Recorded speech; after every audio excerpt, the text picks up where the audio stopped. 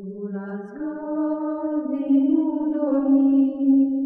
că nu-i vremea de dormit, și casa o